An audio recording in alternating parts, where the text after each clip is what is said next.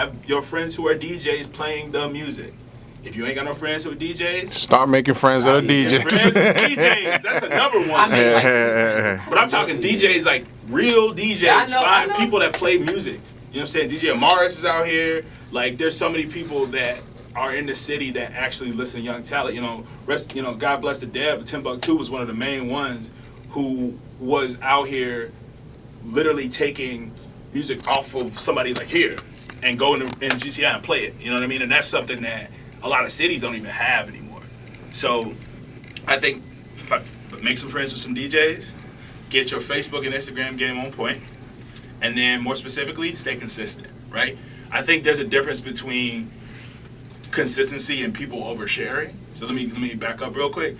Consistency doesn't mean posting behind the scenes video of your studio session that only 2 people is at, but like, yo, we behind the scenes, because no one cares. I'm be 100% with it. Don't nobody care. So with that, be concise, but at the same point, lead to something, because it's called an album cycle, right? So if I'm building your album out, right, you're done with the work. That means we just now starting. So now it's ready, it's mastered, it's clean, it sounds great. Now the campaign is, okay, over the next, 3 months, how are we gonna roll this album out? And that includes press, that includes DJ servicing, which is a thing that means I'm gonna take my music and I'm gonna go to somebody whose job it is to send music to people, right? They take the work. So your responsibilities, you getting your servicing team together, you get street teams as a whole, you still have people, putting up the posters or whatnot, but I don't know, return on investment, I think you spend your money better unless you are going to be doing a lot of shows in your market. Spend your money on making sure you have digital servicing taken care of. That's people, there's distribution companies, this one called it's like Fuga or some FUGA. They service everything you put out to Spotify, iTunes, all of them, Tidal, everything. Like TuneCore. TuneCore is one of them too, for sure. But TuneCore is probably the most famous one, I would say. But those companies spend money on that. More specifically, do you have a budget? Right? Do you have a budget around your release? If you don't, do you need to make some money around that release? You gonna put your cash up, you know what I'm saying? Get out there, mow somebody's lawn, you know what I'm saying? Get that work in. And literally take that bread and go, okay, TuneCore, here it is. This is my designated budget. I want to roll this campaign out over X amount of months. They're going to service it, your music out, which is how you go on Spotify. It's about putting your budget together, but also servicing your record. So we talked about that, like going through a TuneCore, going through BMI. Well, yeah, BMI for sure. Like, make sure if you're going to be selling your music, you need to be established with one of the publishing companies, ASCAP, BMI, or CSAC. Make sure your paperwork is right.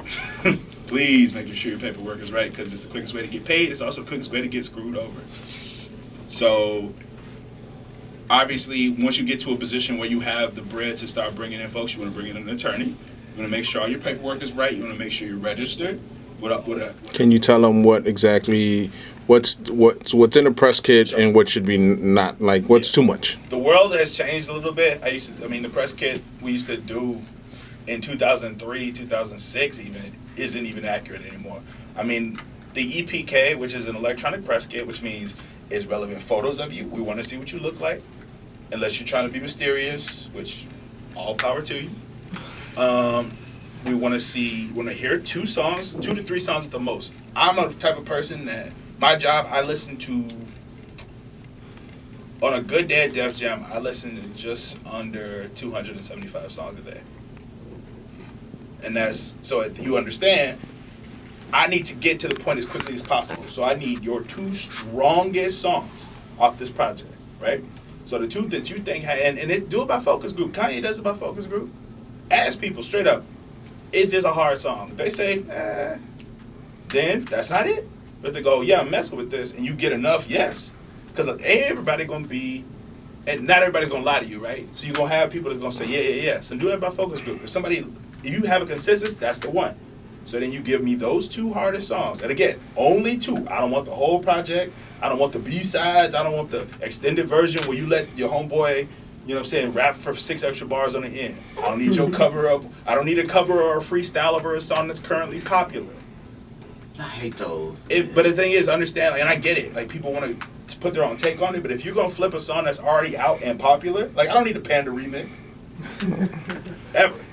Like, exactly. Leap from him. I don't even. You know what I'm saying? Like, so with that, if you can't provide a unique take, don't even mess with it. So again, 2 strongest songs that you have, photo, any sort of social accounts that you have, because the thing is about it, it's sad to say, but when you get to a major record label level, people look at your social accounts and go, okay, he's popping on YouTube, he's popping on Facebook, Twitter, woo-woo, because that's going back to that thing I was saying about getting your momentum behind you. If you got a group of people you have 7 to 14,000 people, or views on a project, people are gonna go, huh. Now, the majors won't, but people who do this for a living, folks like this dude David Drake, myself, Andrew and them at Fake Short Drive, all of those folks, they're like, the job is to pay attention to what's going on in the city. So we're gonna seek you out if we see that you get numbers. All right, so get your numbers right, but make sure you include all of your social accounts in that EPK. We want to see everything going on, so I can go take a look. Like, dang, this song got 25,000 plays. I ain't even heard it. Now it's on me because I'm off my square, so now I gotta get on it and go, okay, let me go get back in here and check out what they're doing. Okay. Now, if I mess with it, I mess with it. If I write, that's the thing about writers that a lot of people don't understand. You mess with it, you're gonna write something about it possibly. If not, that's cool. Maybe they wait to see if you're gonna have another project, because we've all seen people come out with a hot song. You'll never hear from them again. One hit wonders. Exactly. So, with that, make sure there's a story to tell, okay? Because that's and again, the social stuff is very important, I would say, more so than it probably should be, which is the truth. But the story is what keeps me coming back, and also as a writer will make me be interested enough to write one of them long fader pieces on you, or something like that spotlights what you're going on, and the Vices and all those folks come through and check it out after the fact. But that story, and if you ain't got no interest in story, that's okay. Just make some hits. You know, there's so many artists where it's just you meet them, they're the most regular person in the world. They just make hits. So stick with that. I mean, New York Times to wherever. We're so tired of hearing about rappers that don't tell the truth. Gee, like, I think some people think because they're from an area that they have to talk about that area. And I would say that is not the case. I would say tell your story. If you don't have a story, that's okay. But make hits. The thing is about it, like, you don't need to, like, people will tell you, you don't need to curse to make it a classic. You know, you don't need to. Yeah, chance, bro. Chance. Like, so raw. That's what I'm saying. So that's an example right there. But I mean, there's millions other than that. Mm-hmm. I mean, Jay wasn't always cursing when he first came out. He's rapping fast. With Jazzo. Look at this guy. Okay, I see you. My thing is, tell the truth. You know, the best rappers and the most consistent rappers that get the most consistent support talk about stuff that they actually have done. And if you haven't done it, don't talk about it. If your friends have done it, you can do that situation that Kendrick does where he talks about the scenarios that he's seen, the homies, but it ain't Kendrick saying, I did this, you know. And for whatever reason, there are definitely exceptions to the rule, but guess what? The world ain't fair. So always speak your truth, but stay consistent in your truth, because the thing is, you see people co-sign stuff after they get on because they're so worried about going back to where they was that they don't, and you end up just playing yourself. You end up back there anyway because you didn't stick to what got you there in the first place. You get mad because your wave isn't popping at the time, but you got to play the long game, guys. Because the quickest way to catch an L is to go, you know, y'all ain't messing with this real, da-da-da-da. Yep. But guess what? Somebody probably is. They just ain't had an opportunity, or their editor is super into whatever wave it is. Their editor is getting paid off by insert label here. There's so many pieces to it that you don't see. So don't try to understand something that it has nothing to do with you. Yeah, cause they be saying like DJs or something like that, they'll be bashing people. Right. Like what they move. But you're an artist. But the thing is, as an artist, I get it. People are passionate. You care about your stuff. You invested in it. But don't set yourself up for a fail, because at the end of the day, this is still a business. If somebody cursed you out every time you went in a store, you wouldn't go to that store anymore, would you? Yeah. So don't do it. Treat it like a business. Yes, there's heart in it. There's passion in it. There's energy in it. But it's a business. Get your money, pay your taxes. And don't worry about what everybody else is doing. Focus on what making you